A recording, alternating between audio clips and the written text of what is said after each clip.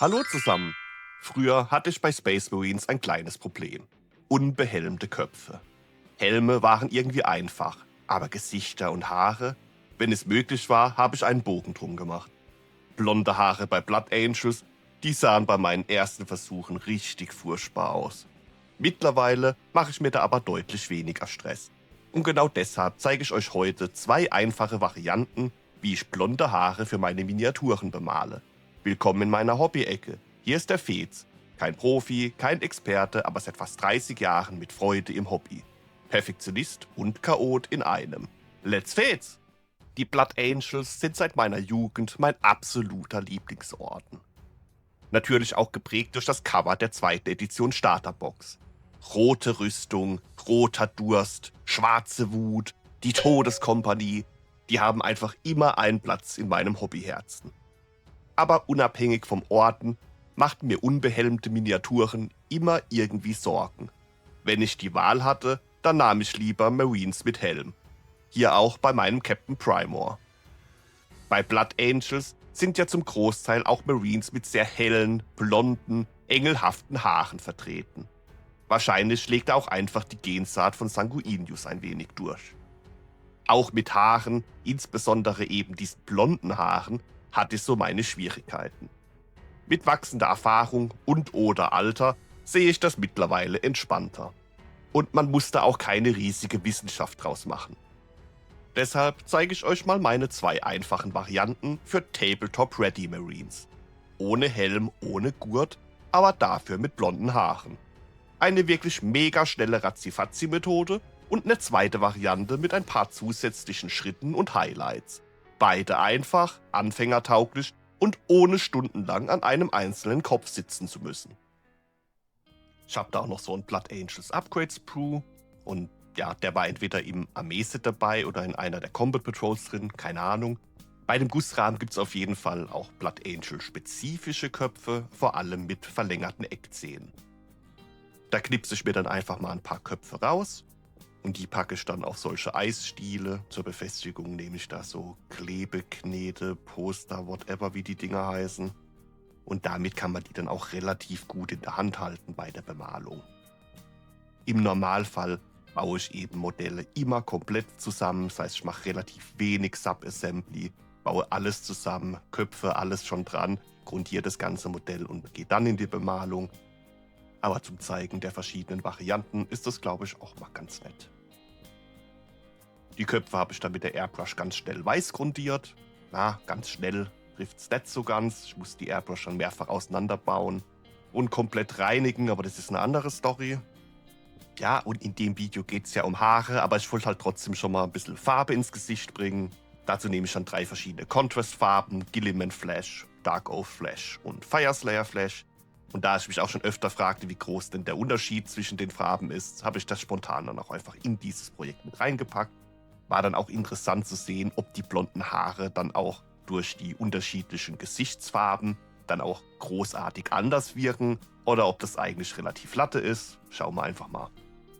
Einfach fix die Farbe drauf. 2 Köpfe jeweils mit Gilliman Flash, 2 mit Dark Oath Flash und 2 mit Fireslayer Flash. Einfach Tabletop ready und kein Vierlefanz an der Stelle.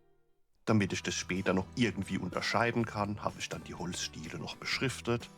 Und ich wollte eben Variante 1 der Haare mit 3 unterschiedlichen Gesichtsfarben ausprobieren. Und Variante 2 eben auch mit 3 unterschiedlichen Tönen. Hier mal im Vergleich und ja, so mega groß ist der Unterschied jetzt nicht. Fireslayer Flash, also die 2 Köpfe ganz rechts, auf jeden Fall ein Tick dunkler. Gilliman Flash, die 2 Köpfe links, etwas blasser.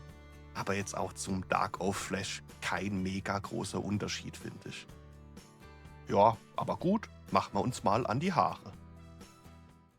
Variante 1 ist wirklich die Razzi-Fazzi-Methode, schneller geht's echt nicht. Auch hier nehme ich Contrastfarben. Bei der Variante habe ich auch mehr oder weniger 2 Optionen. Zum einen geht das Ganze mit Skeleton Horde, aber mir persönlich gefällt der Farbton von Agor's Tunes da einfach nochmal einen Tick besser. Und ja, um wirklich einfach mega schnell blondhaarige Marines in die Schlacht zu senden, einfach Contrastfarbe drauf. Nichts anderes vorher gemacht. Ja, das ist die weiße Grundierung und da kommt dann direkt die Contrastfarbe drauf. Da kann man natürlich noch viel mehr vorher und nachher machen, aber das ist wirklich die zeitsparendste Variante, wenn man viele Minis ohne Helm einfach Tabletop-ready aufs Schlachtfeld bringen mag. Keine Vitrinenbemalung an der Stelle, keine Bemalung für Wettbewerbe. Einfach gemütlich in der Hobby-Ecke, schnell zum Ziel. Die zweite Variante ist mein klassisches Rezept, minimal aufwendiger, aber trotzdem immer noch schnell machbar, ohne zu viel Zeit und Nerven investieren zu müssen. Eben auch Tabletop-Ready-Stand und so, wie es mir eben gefällt. Dazu schaue ich dann auch mal in mein Malkompendium, in dem ich mir einfach Notizen, Farbrezepte etc. aufschreibe. Da ich leider doch immer mehr vergesse und mir nicht alles merken kann, ist es einfach so ein kleines Hilfsmittel. Und manchmal habe ich auch immer noch so den inneren Drang aus meiner Warhammer-Anfangszeit, dass alles identisch aussehen musste, gleiche Farben etc. Und ja, deswegen notiere ich mir da oft einfach die verwendeten Farben. Und wenn ich dann später mal eine weitere Einheit für die Armee anmale, kann ich da immer nachschauen, was ich denn da so verwendet habe. Mein klassisches Rezept für blonde Haare ist dabei auch keine Raketenwissenschaft, so wie man es eben früher in der Warhammer-Welt gelernt hat. Base, Shade und eine Leerfarbe für Akzente drauf. Los geht's also mit der Basefarbe, in dem Fall Sentry Dust. Und ja, früher habe ich da tatsächlich eher Gelb oder Golden Yellow für blonde Haare benutzt. Puh, es ist schon hartes zu sehen, meine Güte. Sentry Dust ist da schon eine viel bessere Wahl, eine sehr gute Basefarbe für blonde Haare. Kommt hier also auf die Haare drauf, dann lassen wir das ein bisschen antrocknen. Dann kurz zum Vergleich auf der linken Seite die Variante mit Agorist Dunes und auf der rechten Seite mit getrocknetem Sentry Dust. Der zweite Schritt ist dann das Shaden mit Seraphim Sepia. Den Shade kann man hierbei auch ein bisschen mit Wasser verdünnen. Ich schaue aber eher, dass ich nicht direkt so große Pfützen hinterlasse. Einmal grob drüber und dann nach dem Shaden gut trocknen lassen. Der dritte und bereits letzte Schritt ist dann das Aufbringen von Highlights mit Ushabti Bone. Der Pot hier ist aber schon so uralt, das wird so nix. Und ja, da ist mir auf dem Tisch dann einfach Screaming Skull ins Auge gesprungen. Der Farbton ist da schon sehr ähnlich. Dann nehme ich einfach Screaming Skull dafür. Das wäre für mich früher auch undenkbar gewesen, einfach eine Farbe mit einer anderen Farbe zu ersetzen. Aber auch das sehe ich mittlerweile lockerer, dann ist es eben nicht zu 100% das klassische Rezept, sondern mit einer kleinen Abweichung.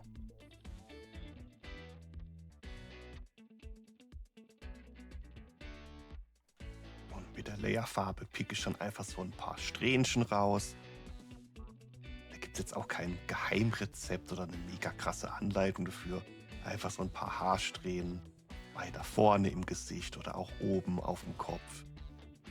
Kommt da jetzt einfach nochmal einen helleren Farbton, da wo so das Licht hinfallen würde. Einfach um da auch ein bisschen mehr Abwechslung und Tiefe reinzubringen.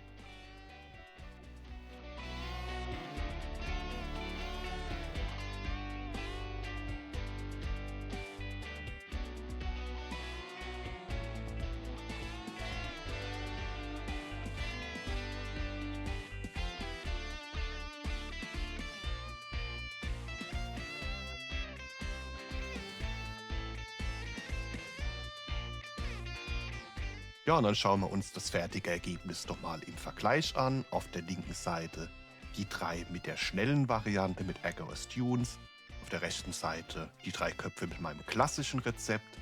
Ja, die sind unterschiedlich, aber jetzt auch immer so von oben drauf schaut. Und wenn die dann auch auf dem Tisch stehen. Also beide Varianten aus meiner Sicht für Tabletop-Ready-Miniaturen vollkommen ausreichend. Und tatsächlich, wenn ich das jetzt so im direkten Vergleich sehe, muss ich mir echt überlegen, ob ich dann mein klassisches Rezept in Zukunft da überhaupt noch für normale Marines verwende oder ob ich dann nicht jetzt immer standardmäßig die schnelle Variante mit der Contrastfarbe mache. Und auch wenn meine Highlights auf der rechten Seite jetzt nicht perfekt geworden sind, ich denke, jeder einzelne Kopf kann sich sehen lassen. Der Farbton, der Gesichtsfarbe hat jetzt auch weniger Auswirkungen auf die Haare, finde ich, als ich mir vorgestellt hatte. Aber war mal interessant auszuprobieren. Das war's mit meinen 2 kleinen Varianten für blonde Haare. Vielleicht konntet ihr etwas daraus mitnehmen oder war zumindest etwas unterhalten. Wie geht ihr denn mit unbehelmten Miniaturen um? Habt ihr diese früher auch eher vermieden oder vermeidet ihr diese immer noch? Habt ihr eventuell noch andere, schnelle Rezepte für blonde Haare? Wie macht ihr das? Schreibt es in die Kommentare. Ich freue mich auf unseren Austausch. Wenn euch das Video gefallen hat, lasst mir ein Like da. Das freut und motiviert mich, Videos aus meiner Hobby-Ecke für euch zu machen. Wenn ihr mehr von meinem Kanal sehen wollt, lasst auch ein Abo da. Hier wird gebaut, gebastelt, gemalt, in Erinnerungen geschwelgt und was mir sonst so einfällt. Danke euch fürs Zuschauen und dranbleiben. In diesem Sinne, bis zum nächsten Mal.